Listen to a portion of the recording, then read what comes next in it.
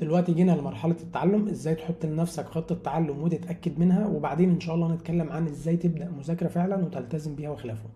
اول حاجة بالنسبة لموضوع ازاي تحط لنفسك خطة تعلم، انت لسه على الله حكايتك، لسه بالعافية عرفت عن ايه مجالات الشغل الديجيتال، وعرفت بالتفصيل شوية عن كل مجال واخترت منهم.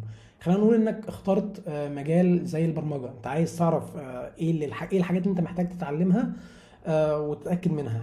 زي ما قلنا دايما عندنا مصادر، كذا مصدر للمعرفه، لمعرفه اي حاجه احنا مش عارفينها عن اي حاجه.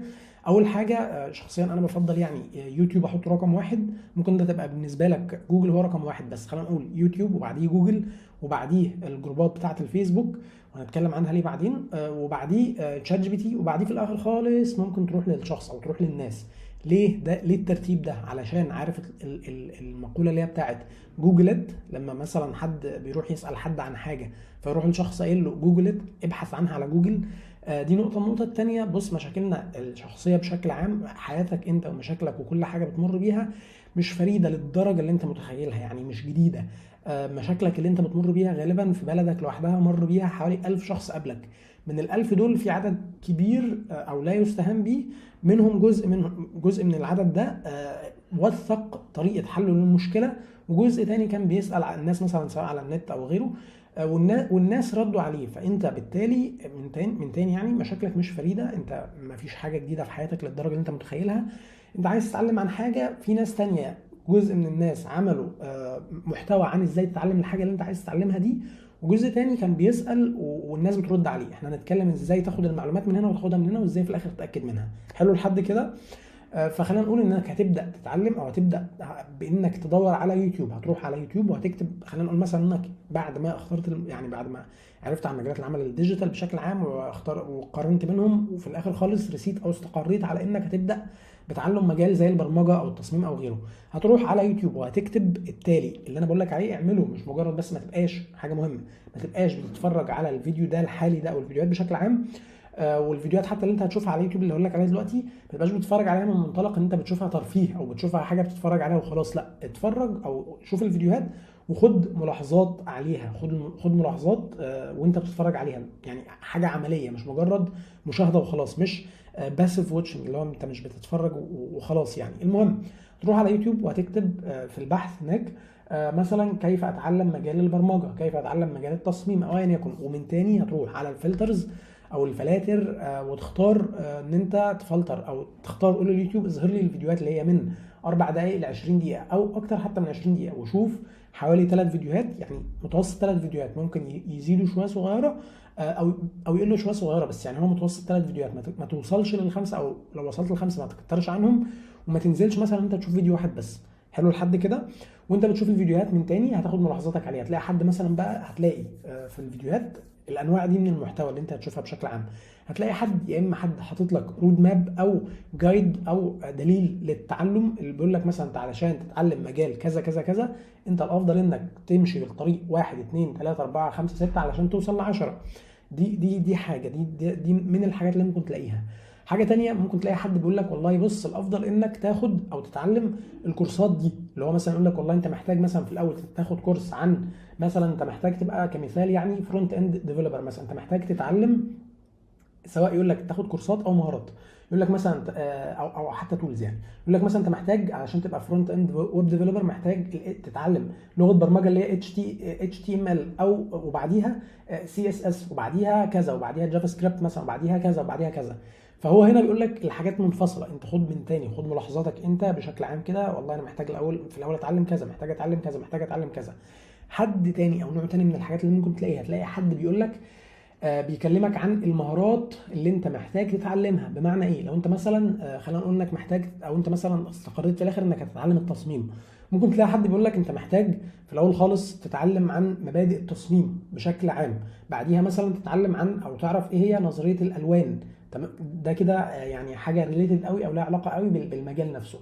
يقول لك مثلا محتاج تتعلم نظريه الالوان، بعديها تتعلم الكونتراست، بعديها تتعلم كذا، بعديها تتعلم كذا. كل الحاجات دي مثلا بجانب نظري، او هو بيقول لك عن المجال نفسه. ممكن تلاقي حد تاني خالص بيقول لك انت محتاج تتعلم الادوات نفسها، التولز اللي انت هتستخدمها او البرامج اللي انت هتستخدمها. كمثال مثلا يقول لك انت لو عايز تتعلم تصميم فانت محتاج تتعلم الفوتوشوب، بعديها محتاج تتعلم الستريتور، بعديها محتاج تتعلم كذا وكذا وكذا. حلو لحد كده. نوع تاني خالص من المحتوى او من طرق التعلم اللي ممكن تلاقيها الناس بترشحها ليك او بتقترحها عليك، هو ان انت تتعلم بالمشاريع. بمعنى ايه؟ بمعنى ان انت مثلا ممكن تلاقي لو انت عايز تتعلم مثلا المونتاج، التصميم، البرمجه، ايا يكن، هتلاقي زي ما قلنا ناس بتقول لك انك الافضل تتعلم كورس معين او تتعلم تول معينه او كده. بس ممكن تلاقي حد بيقول لك خالص، حد تاني خالص بيقول لك احسن طريقه للتعلم، يعني احسن طريقه ان انت تتعلم بيها العوم انك ترمي نفسك في البحر. فبدل ما تروح تتعلم التول او بدل ما تتعلم الجانب النظري من الموضوع بعدين تتعلم الجانب العملي او تمارس، لا تعالى يلا نروح نتعلم، او يعني تعالى نروح نمارس وانت هتتعلم وانت بتمارس. بمعنى ايه؟ بمعنى ممكن تلاقي مثلا بدل ما حد يقول لك والله محتاج تتعلم لغات برمجه واحد واثنين وثلاثه واربعه، يقول لك لا تعالى اتعلم، اعمل مشروع، يعني اعمل بروجكت، او اعمل مثلا صفحه ويب، او اعمل تصميم خاص. مثلا لو في جانب التصميم، لو في المجال التصميمات ممكن تلاقي حد بيقول لك ايه تعالى نتعلم نعمل تصميمات. او لو انت مثلا في الفيديو اديتنج تلاقي حد بيقول لك تعالى نعمل نedit او نعدل فيديو من الفيديوهات. وانت بقى او فيديوهات كتيره طبعا يعني، وانت بتتعلم وانت بتعمل الفيديوهات دي او انت بتعمل البروجكت ده، انت هتكون بالفعل اصلا بتتعلم. حلو لحد كده. فدي من الطرق المختلفة. ملاحظة مهمة وانت بتدور او انت بتشوف الفيديوهات دي، هتلاحظ ان على رأي المثل المصري اللي بيقول كل شيخ وله طريقة.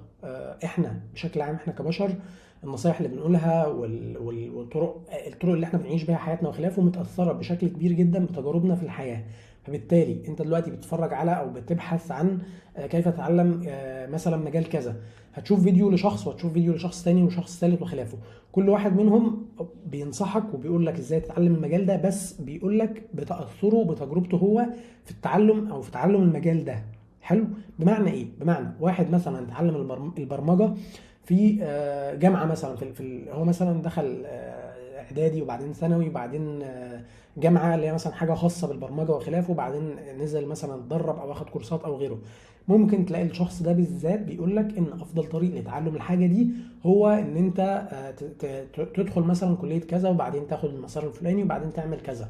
حد تاني خالص اتعلم الموضوع سيلف ستادي اللي هو بيذاكر مع نفسه. حد مثلا شخص دخل الكليه او حتى ما دخلش وبعدين اتعلم المجال ده عن طريق انه مثلا اخد كورس الفلاني وبعدين كورس العلاني، او اتعلم التكنولوجيا الفلانيه وبعدين التول الفلانيه وبعدين نمى مهارات فلانيه عنده وخلافه.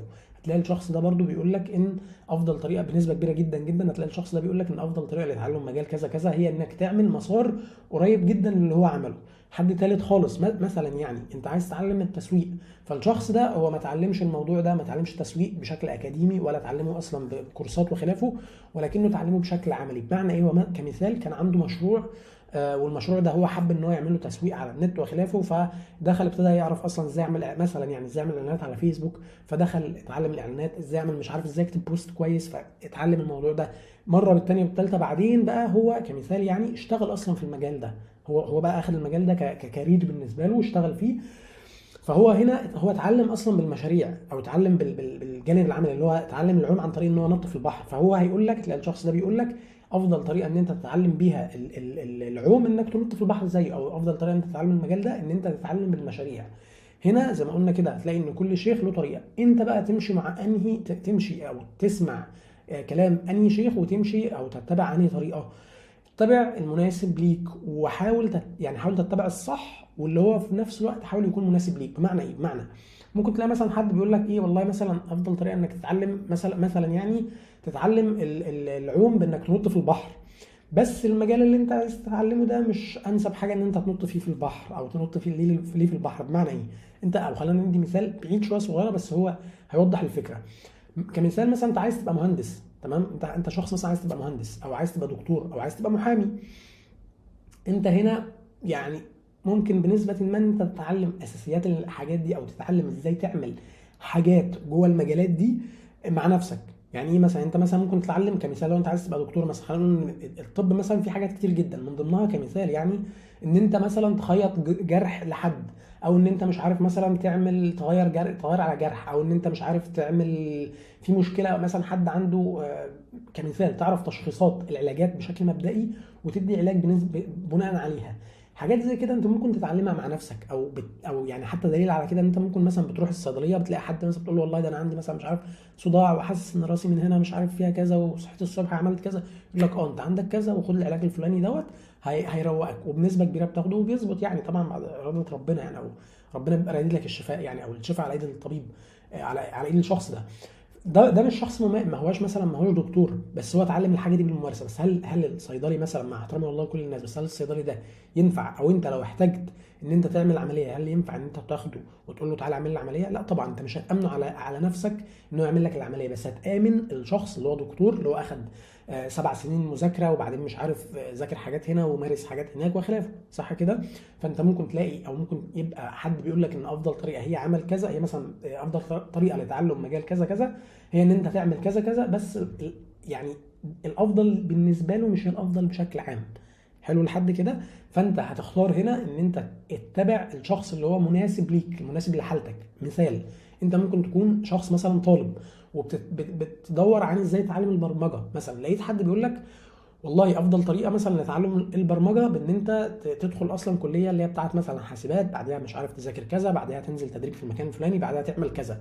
انت شخص مثلا يعني في الاعدادي لسه وتتفرج على الفيديوهات دي، او في الثانوي مثلا، انت خلاص يعني الفكره 100% اتحمرت في دماغك ان الفكره او مجال البرمجه ده انسب حاجه، وانت بالفعل ابتديت يعني قريت عنه وسمعت هنا، خلاص انت قررت ان المجال ده هو اللي انت هتمشي فيه، وانت لسه اصلا محتار ومش عارف كده كده تختار ايه. فخلينا نقول مثلا انك خلاص هتختار ان انت لما تيجي عند مرحله الجامعه انت تختار مثلا حاسبات وتمشي في الطريق ده. ده مثلا بالنسبه لك ممكن يكون مناسب، بالنسبه لحد تاني وخلاص خلص جامعه وخلافه مش متاح بالنسبه له، ده مش شيء كويس اصلا، مش يعني هو خلص جامعه هيرجع بقى يدخل جامعه تاني وياخد 4 سنين وخلافه؟ لا طبعا، ده مش ده بالنسبه له مش مناسب. بس ممكن نفس الشخص ده وهو بيدور يلاقي ان حد مثلا حالته قريبه لحالته قوي، مثلا الشخص اللي هو بيدور بيبحث عن المعلومه ده مثلا حد هو خلص الجامعه واشتغل في مجال هو مش انسب حاجه بالنسبه له، فحابب يغير مثلا من المجال ده لمجال تاني. فالشخص ده في الوضع ده ممكن يلاقي مثلا حد تاني صانع محتوى، حد عامل فيديو مثلا بيتكلم بيقول له والله مثلا انا مثلا دخلت كليه كذا كذا واشتغلت في المجال الفلاني، وبعدين لقيت ان انا مش حابب المجال، فمن كذا سنه فاتوا ابتديت ان انا ادور مع نفسي على النت وتعلمت كذا وتعلمت كذا وتعلمت كذا. بالنسبه للشخص رقم 2 هنا، الحاله رقم 2، الشرح ده او الشخص اللي بيشرح ده هو ريليتد قوي، او يعني ذا صله او ليه علاقه، التجربه بتاعته ليه علاقه بالتجربه بتاعت الشخص اللي بيدور اصلا بيبحث عن الحاجه. فهنا انت ممكن تمشي وراه او تمشي او تسمع بكلامه او بنصيحته. حلو لحد كده؟ المصدر الاول زي ما قلنا لغايه دلوقتي هو يوتيوب. مصدر تاني ممكن تدخل على جوجل، تعمل كل اللي احنا قلنا عليه ده على جوجل، اللي هو تدور بقى تكتب مثلا كيف اتعلم كذا، او ايه المهارات المطلوبه لتعلم مجال كذا او ايا يكن، وتدور وتاخد من تاني، تاخد ملاحظاتك، سواء بتاخد ملاحظاتك في ورقه او بتاخد ملاحظاتك في نوت. ومثلا لو لقيت حد بيتكلم سواء فيديو او مقال او غيره بيتكلم ان والله مثلا محتاج الكورس الفلاني، سجل اسم الكورس، او هو لو هو حاطط لك رابط سجل اسم الكورس وتحت منه الرابط بتاعه، وخد انتر او مسافتين كبار كده، وبعدين اسم كورس تاني او مثلا تول او مهاره او ايا او تكنولوجي معينه او ايا يكن، واكتب ملاحظاتك، ما تبقاش بتتفرج بشكل سلبي. حلو لحد كده؟ مصدر ثالث ان انت تعرف ازاي تتعلم او ازاي تحط لنفسك خطه تعلم، الا وهي الجروبات بتاعه الفيسبوك. فاكر لما قلنا من بدري، ما قلنا مثلا ان انت يعني ان تجاربنا البشريه ما هياش فريده للدرجه، وان اللي انت مريت بيه ناس تانية، او اللي انت بتمر بيه في ناس تانية كتيره مروا بيه، جزء منهم يعني لما مروا بيه وخلصوا الموضوع كتبوا تجاربهم في ان هم ازاي يحلوا المشكله الفلانيه، وجزء تاني كان بيسال اصلا والناس بترد عليه. فانت هتدخل هنا على الجروبات هتلاقي الاثنين. تدخل على، خلينا مثلا نقول ان انت هتدخل على الجروب، مثلا انت مثلا عايز تتعلم البرمجه، هتدخل على فيسبوك. زي بقى هنتكلم في خطوه التعلم نفسها، اقول لك ازاي، هقول لك يعني فريم ورك او طريقه او منهج مهم جدا ازاي تبدا اصلا تتعلم. من ضمنه هيبقى الجروبات بتاعه الفيسبوك دي، هقول لك ازاي تستخدمها بشكل كويس يعني. المهم هتدخل على الجروبات بتاعه الفيسبوك، هتبحث انت مثلا عايز تتعلم البرمجه او التصميم او المونتاج او غيره، تدخل تكتب مثلا بروجرامينج ان ايجيبت او جرافيك ديزاين ان ايجيبت او مثلا فيديو اديتنج وتكتب جنبها كلمه ايجيبت، او مثلا يعني تكتب البرمجه في مصر، او تكتب مثلا يعني الجرافيك ديزاين او التصميم الجرافيكي في مصر. يفضل تكتب بالانجليزي يعني، يفضل. دي مش تناكه ولا انت مثلا دي عقده الخواجه ولا غيره، بس اغلب المجالات دي واغلب يعني اغلب الناس بيبقى البيزكس بتاعت الانجليزي او اساسيات الانجليزي عندهم موجوده، فبالتالي اصلا بيسموا الجروبات بالانجليزي وخلافه. حلو لحد كده.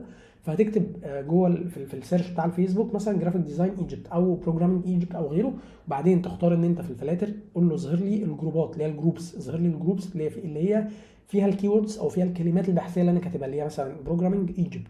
هتلاقي ظهر لك جروبات كتير، ادخل على الجروبات اشترك في عدد كبير من الجروبات، حاول تختار الجروبات الكبيره اللي هي فيها عدد كبير من الناس واللي هي فيها تفاعل، بيبقى في زرار كده في مكان ما بيبقى ظاهر لك ان والله مثلا 10 بوستس بير داي او 10 بوستس تو داي، اللي هو بيقول لك مثلا في 10 بوستات اتكتبوا النهارده او بيتكتب بمعدل مثلا 5 بوستات في اليوم او غيره.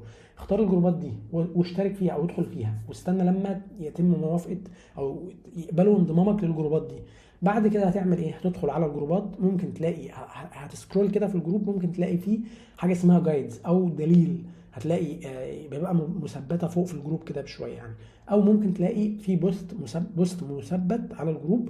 البوست ده مثلا ممكن تلاقي فيه يا اما ان هو بوست اصلا عن ازاي تتعلم الحاجه دي، او ممكن يكون بوست مجمع فيه لينكات لحاجات كتير جدا. ممكن من وسط اللينكات دي تلاقي حد كاتب مثلا، هو ده مثلا جروب عن الجرافيك ديزاين، تلاقي مثلا حد كاتب مثلا كيف تتعلم الجرافيك ديزاين للمبتدئين مثلا، فهتلاقي البوست ده هو ده البوست ده، تدخل على اللينك هتلاقي بوست تاني خالص مثلا تفصيلي او فيديو او ايا يكن الناس بقى كاتبه فيه الموضوع ده كله. دي طريقه. الطريقه التانيه بقى ممكن تبحث جوه الجروبات، ادخل على الجروب من دول وابحث جواه، ابحث عن عن مثلا حاجه زي كيف اتعلم، كلمات اللي بقول لك عليها دي كيف اتعلم، او مثلا مثلا يعني ايه الجرافيك ديزاين للمبتدئين، او ازاي اتعلم، دي كلمات بحثيه ابحث بيها يعني، اكتب ازاي اتعلم او اكتب كيف اتعلم او اكتب جرافيك ديزاين للمبتدئين او غيره. هتبحث بالكلمات دي، ولما تبحث هتلاقي بوستات. تمام، البوستات دي هتلاقي حاجه من اتنين، يا اما تلاقي برضو من تاني حد كاتب اصلا ازاي تتعلم المجال كذا كذا كذا للمبتدئين، او تلاقي حد كاتب ازاي اتعلم كذا كذا كذا اللي هو مجال مثلا كذا. وهتلاقي بقى المهم هنا هتلاقي ان في كومنتات كتير جدا على او كومنتات بشكل عام كتير او قليله على البوستات دي، هتدخل على الكومنتات وتقراها. حلو، انت في الخطوه الاولانيه بتاعت يوتيوب المفروض انت اخدت معلومات وخلافه، انت هنا بتقارن الموضوع ببعضه.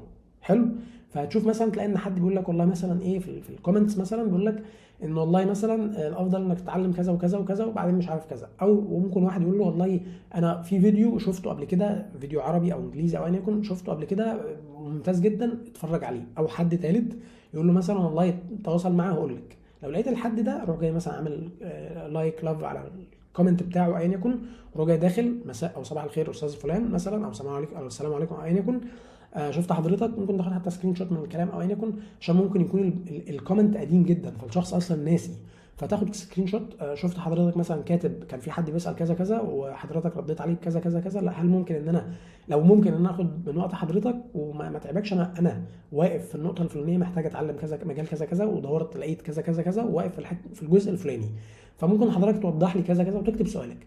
نقطه مهمه وانت بتتواصل مع الناس، ادخل بشكل مباشر، الناس دي مش صحابك.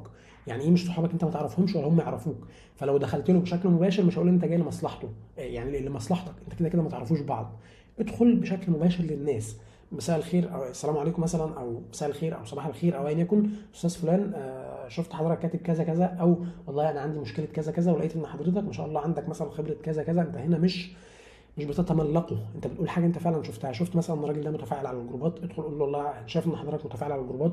شفت مثلا ان هو عنده خبره كتيره في المجال، قول له والله شفت ان حضرتك كاتب انك عندك خبره كبيره في المجال او ايا يكن الحاجه، وانا واقف في النقطه الفلانيه ومحتاج اعرف كذا كذا كذا. خليك عملي وادخل مباشر للناس، ما تدخلش مثلا تقول له صباح الخير او السلام عليكم ومستني ان الشخص التاني لما يشوف رسالتك تيجي له بقى في اللي هي الريكوست دي مثلا، يشوف مثلا رسالتك ويرد عليك عليكم السلام او صباح النور مثلا يعني، وانت بعديها تستنى تقول له مثلا ازي حضرتك، فانت مستنيه يرد عليك والله الحمد لله، وانت مستنيه بقى كمان يقول لك انت ازيك. ولو يا سلام بقى لو ما قالكش انت ازاي تزعل يعني، طب ليه كده؟ انت ادخل للناس بشكل مباشر، قدر وقت الناس، قدر وقت الناس. انت اصلا شخص ما تعرفوش، هو مش هيزعل منك، مش هيتضايق، مش هيقول لك ده جاي عشان مصلحتي، او مش هيقول هو ازاي ما سالش عني او ايا يكن. حد ما تعرفوش ادخل له بشكل مباشر، قدر وقته. بلس او حاجه مهمه جدا، وضح للناس ان انت عملت مجهود، مش ان انت جاي تقول له اعمل مجهود عني.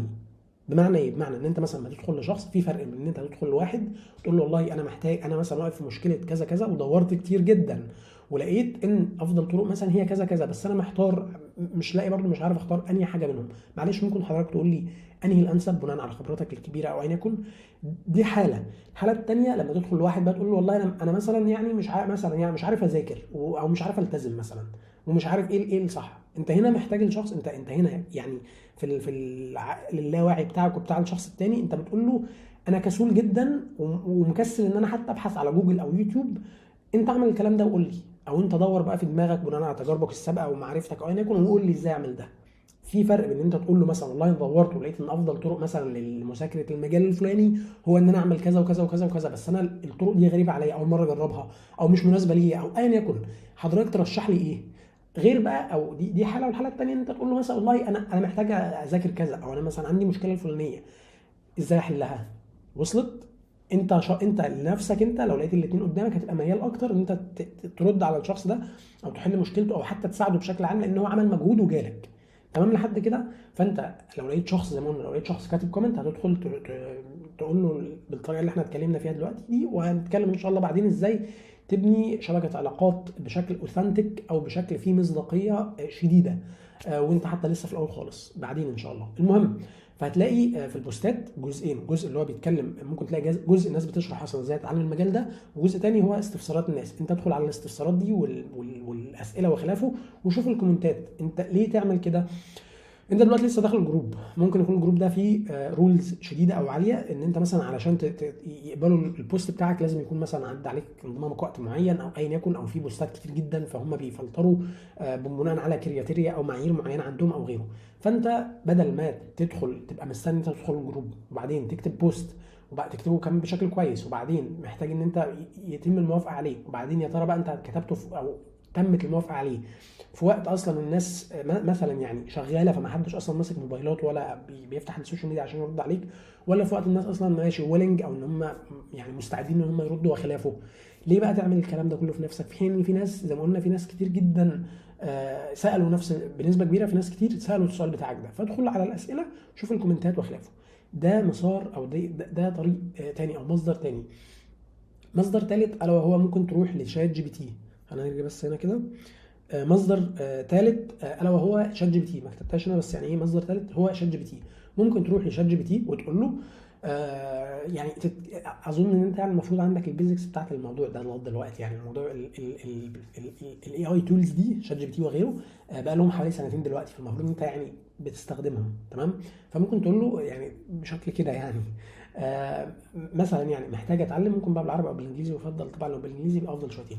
محتاج اتعلم مثلا مجال كذا كذا كذا، اللي هو مثلا مجال الجرافيك ديزاين، ومش عارف ايه البرامج، حرفيا اتكلم معاه بالمصري عادي يعني، ومش عارف ايه البرامج اللي انا محتاج اتعلمها، او مش عارف ايه افضل يعني لو قلت له كورسات، هو شات جي بي تي اللي هو 3.5 دوت مش بيدخل على النت، فممكن ما تلاقوش يعرف يجيب لك لينكات. انما لو رحت مثلا لجوجل اللي هو جيميني او جيميناي او ايا يكن، ممكن تلاقي انه بيقول لك انه افضل، ممكن يجيب لك يعني الكورسات ويجيب لك لينكات معاها عادي. المهم يعني ممكن تروح للشات جي بي تي او غيره، تقول له مثلا محتاج اتعلم كذا كذا، ومش عارف ايه التولز اللي محتاجها او اللي محتاج اتعلمها، ولا ايه المهارات اللي لازم تكون عندي او غيره. فممكن يقول لك الكلام ده عادي، او ممكن تفيريفاي او تتاكد من المعلومات اللي انت وصلت لها، كل اللي فات ده كله تتاكد منها معاه. حاجه ثالثه بقى، لو انت ما رحت، لو انت ما عملتش خطوه للجروبات، او لو انت مثلا كسلت فيها او ايا يكن، هيبقى لازم من تاني ان انت تروح تتاكد من الحاجه بتاعتك. ده المصدر رقم 4 بقى دلوقتي المفروض، او 5 مش عارف بقى، بناء بس عشان ما كتبتش شات جي بي تي هنا. فنقطه كمان او مصدر كمان او خطوه مهمه كمان، هي ان انت محتاج تتعلم او محتاج تفيريفاي الحاجه دي مع الشخص. احنا اتكلمنا عن ازاي تتواصل مع الاشخاص بفعاليه من شويه فاتوا، خلينا بقى كده ازاي تتاكد من خطه التعلم بتاعتك. ممكن تروح للناس، تروح بقى انت مثلا عارف ان مثلا انت كمثال، لو انت عارف اشخاص، لو انت مثلا من صحابك ومن معارفك حد شغال في المجال اللي انت عايز تتعلمه ده، ممكن تروح تاخد كل المعلومات اللي انت وصلت لها دي والحيره اللي هتكون لسه عندك، وتروح تقول له والله مثلا يا فلان انا محتاج اتعلم كذا كذا كذا ومش عارف اعمل ده ازاي، تنصحني اعمل ايه؟ دي نقطه، او دي حاله تانية. ممكن تروح انت مثلا لما تشترك في جروبات وخلافه، تروح تقول للناس تختار مثلا حد من الناس اللي هي متفاعله بنسبه كبيره، بتشوف مثلا هو واخد البادج بتاع مثلا ان هو ادمن او مودريتور في الجروب، او هو مثلا حد من اللي هم بيتفاعلوا كتير، مش عارف كان بيسموهم ايه، توب فان ولا حاجه كده. تدخل على الناس، تختار الناس دي مثلا، تقول له والله انا محتار، انا مثلا عايز اتعلم كذا كذا ودورت، بص بقى المهم هنا، دورت ولقيت كذا كذا ولسه ما زلت محتار، تنصحني اعمل ايه؟ تمام لحد كده. ده حد، او دي حاله تانية. حاله ثالثه مثلا، ممكن تدخل انت على لينكد ان مثلا وتشوف الناس بشكل عام، تعمل كونكشنز مع الناس بشكل عام برضو. ودي خطوه هنتكلم، يا رب ما ننسى نتكلم عنها بعدين، اللي هو لينكد ان وخلافه. هتتعلم او هتعرف عن المجال، عن سوري، هتدخل على لينكد ان وهتشوف ناس كتير. مثلا انت عايز مثلا تضيف لشبكه علاقاتك ومعارفك وخلافه ناس مثلا في الجرافيك ديزاين، هتدخل على لينكد ان وتكتب جرافيك ديزاينرز وتدوس سيرش، بعدين تختار في التابس اللي فوق اللي هي بيبول او اشخاص، تختار الاشخاص وتعمل لهم كونكشن، اللي هو تضيف كونكت، اللي هي هناك في حاجه اسمها كونكت، مش اد على الفيسبوك، اد على فيسبوك او اضافه، هناك اسمها كونكت، او تقريبا بالعربي تشبيك. تمام. فتدوس كونكت ناس كتيره. لما الناس دي ترد عليك، ممكن تدخل مساء الخير او صباح الخير، السلام عليكم، ايا يكن، استاذ فلان انا كذا كذا كذا، زي ما قلنا ان انت ازاي تتكلم او تتعلم او تتواصل مع الناس بشكل فعال في الجزء بتاع الجروبات. حلو لحد كده. في ملاحظه او اتنين بس صغيرين في الاخر، الا وهي دي خلاص برضو، الا وهي ان انت ممكن تعرف ايه الحاجات اللي انت محتاج تتعلمها من الجوب بوستس نفسها. الجوب بوست اللي هو البوست بتاع الوظيفه، البوست الاعلاني بتاع الوظيفه. ممكن تدخل على البوستات اللي هي مثلا زي ما قلنا من شويه كبيره فاتوا في الفيديوهات السابقه. ممكن تدخل على جوجل مثلا تكتب جرافيك ديزاينر جوب ايجيبت مثلا، او تدخل على لينكد ان وتكتب زي ما برضه هنتكلم ان شاء الله بعدين، تكتب مثلا جرافيك ديزاينر وتكتب مثلا تختار تبحث في الوظائف اللي هي الخانه، في تاب كده، في تابات كتيره كبيره كده في لينكد ان، بتختار ان انت عايز ابحث عن الناس اللي هي شغاله في كذا، او عايز اكتب البوستات اللي هي فيها الكلمه الفلانيه، او اكتب او ابحث لي عن الوظائف اللي هي فيها الحاجه الفلانيه. فهتدخل على لينكد ان وتكتب مثلا جرافيك ديزاينر او فرونت اند ديفلوبر او باك اند ديفلوبر او فيديو اديتور او غيره، وتختار الجوبز، وهتلاقي بقى الوظائف كتير. هتلاقي في الوظائف دي هتلاقي فيه حاجه اسمها الجوب ديسكريبشن، اللي هو الوصف الوظيفي، الوصف بتاع الوظيفه. هو اصلا البوست هو كله على بعضه بيبقى وصف الوظيفه. هتلاقي من المهارات اللي هي الريكويرمنتس او اللي هي المتطلبات، تلاقي بقى فيها حاجات تقول لك مثلا والله مثلا لو انت في البروجرامنج مثلا محتاج شخص مثلا عنده اكس خبره من السنين مثلا، مش مهم قوي، ما تركزش معانا ان انت لسه في الاول. تلاقي مثلا يقول لك مثلا محتاجين حد يكون عنده معرفه مثلا بالجافا سكريبت، وعنده بالاتش تي ام ال، وعنده مش عارف كذا، وعنده بالكذا، وعنده بالكذا. انت هتاخد الحاجات دي وهتعرف منها ايه اللي ناقصك. يعني انت مثلا حطيت خطه تعلم لنفسك بناء على كل الخطوات السابقه دي، بس انت برضو انت محتاج مثلا انت شفت الفيديو مثلا من 5 6 10 شهور فاتوا مثلا، اللي هي الفيديوهات اللي انت شفتها او ايا يكن، انت المجالات دي بتتحدث بسرعه شديده. تمام. فانت هنا محتاج ان انت تفيريفاي هل اللي انت محتاج تتعلمه ده هو اللي لسه مطلوب، ولا في حاجات زياده، ولا الحاجه اللي انت اصلا عندك انت محتاج تتعلمها اصلا ماتت خلاص. فانت هتعمل المقارنه دي برضو، دي هتساعدك شويتين. ممكن تلاقي ان في حد بيقول لك مثلا، هتلاقي بقى ان اغلب ممكن بقى تشوف لك 5 6 7 10 بوستات مثلا وتقارن، طبعا مش 10 يعني، بس بقول لك بوستات بشكل كبير، وتشوف بقى المهارات المطلوبه. تلاقي مثلا يقول لك والله مثلا في تولز معينه مشتركه بين كل الحاجات دي، هل التولز اللي مشتركه في الجوب بوست دي عندك انت في خطه التعلم بتاعتك، ولا هل المهارات اللي هي مكتوبه ان هي مطلوبه في اغلب البوستات برضو مكتوبه عندك في الليسته بتاعتك؟ وهل برضو الكورسات، او يعني هل المهارات، خلينا بس نتكلم المهارات والادوات اللي هي موجوده في اغلب الحاجات دي موجوده في خطتك بتاعه التعلم ولا لا؟ لو مش موجوده فضيفها، لو موجوده فانت اتاكدت ان هي تمام وخلافه، وابدا ان انت تذاكر.